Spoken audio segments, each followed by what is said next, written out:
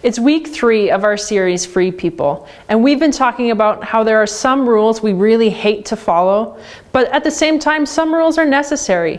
This week, we are talking about the relationship between freedom and rules.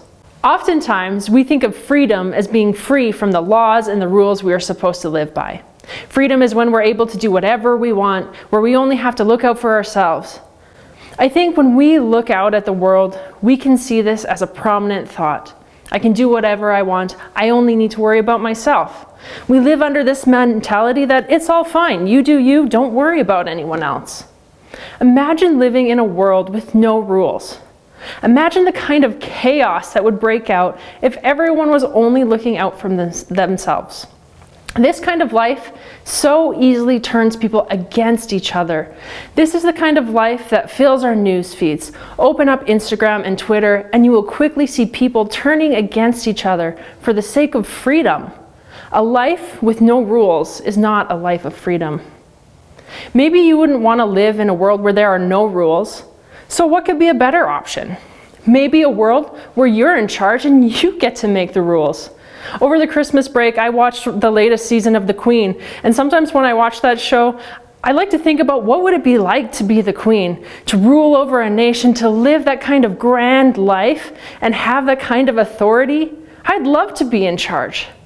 Thinking about being in charge sounds really fun. You could literally do whatever you want. You could make your own rules and make life more fun and convenient for yourself. You could get out of doing things that you don't want to do. You could get out of school, you could get out of anything you wanted. We all want freedom to do our own thing. But if everyone wants different things, how do we decide who gets what they want? So on that note, here's a question I want you to think about. If you were king or queen for a day, what would you do? Which rules would you want to make or break right away?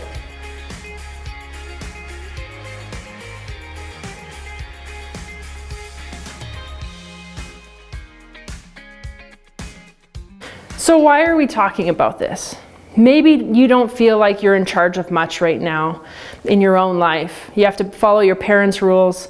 But throughout your life, you'll have plenty of chances to be in charge, to make rules and to make big decisions. That's a lot of authority for one person.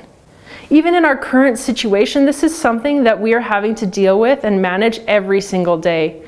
With everything that COVID has done to change our day-to-day situations, we have continually had to figure out what the rules are and how we're supposed to follow them. As a leader, this has been a daunting task. Because no matter what I decide to do or what we decide to do for our youth group, people are upset. You're upset, I'm upset. We're upset that we're taking things too seriously, or upset that we're not taking things seriously enough. And no matter what decisions are made, you just can't win. Sometimes in these days, we're not sure how to make compromise, and most of the time, we don't even want to. Most of the time, we just want to make decisions that benefit us. And I feel this way. I want to make decisions that benefit me, and it can be so hard to see beyond my own frustrations. I don't want to wear a mask because it inconveniences me. But for the last couple weeks, we've been talking about the greatest command that God has given us. Although some people think that God needs us to obey a long list of rules, Jesus said that there is one law that matters most, and this is the law of love.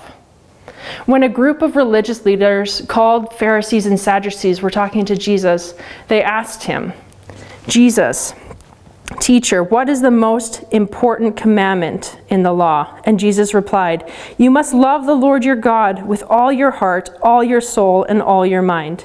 This is the first and greatest commandment. And a second is equally important. Love your neighbor as yourself." According to Jesus, following God comes down to this: love God and love others as you love yourself. Can you think of a time when someone made a decision that benefited you instead of themselves? What do you think we can learn from them? Spend some time discussing this with your group.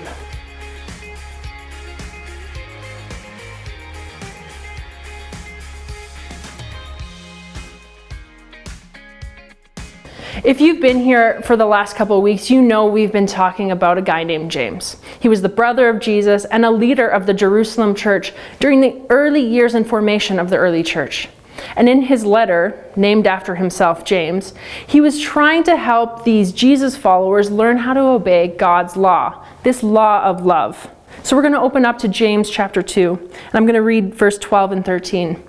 And it says, "Whatever you say or whatever you do, remember that you will be judged by the law that sets you free. There will be no mercy for those who have not shown mercy to others. But if you have been merciful, God will be merciful when he judges you." Here James says that it is the law to love your neighbor as yourself that sets us free. Because we'll never live freely as long as we're only living for ourselves. You could say we have freedom to treat people however we'd like, but when we live in that way that prioritizes our wants and our comfort at the expense of others, we're not really free. That's why Jesus told us the most important thing we can do, besides loving God, isn't just to love ourselves, but to love others like we love ourselves. It's why the book of James tells us to show mercy to others instead of judgment, because we'll never live freely as long as we're only living for ourselves. There's one thing we will someday answer for. How did we love God and love others? We can make decisions that only benefit ourselves, but free people make decisions that benefit others. So let's look deeper to see what Jesus says about this. As your group, grab your Bibles and read Mark 10, verse 42 to 45 together. And ask yourselves, what is Jesus saying leaders are supposed to do?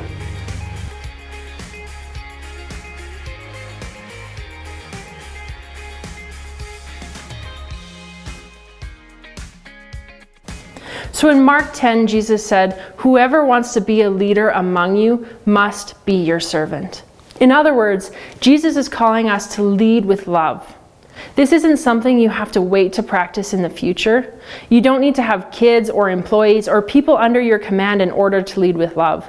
You can make decisions that benefit others every day by the way you treat your family, or what you do for your friends, or how you use your time, money, and talents. If you aren't prioritizing others over yourself right now, gaining more power or influence will not make you suddenly care about others more than yourself. This journey starts now. So how can you leverage the influence and power you already have to benefit others? In what ways do you already have influence? Are you influential at school, at home, at church, with your friends, or on social media? How will you manage the influence you already have? Will you use it to benefit you, or will you use it to benefit others? Thanks to Jesus, we have freedom, but we'll never live freely as long as we're only living for ourselves, because free people make decisions that benefit others. As we come to a close for the night, I want you to think about what it would look like if you made more decisions based on the fact that it was for someone else's benefit instead of just for your own good. This week, what is one way you're going to make a decision that would benefit others instead of yourself?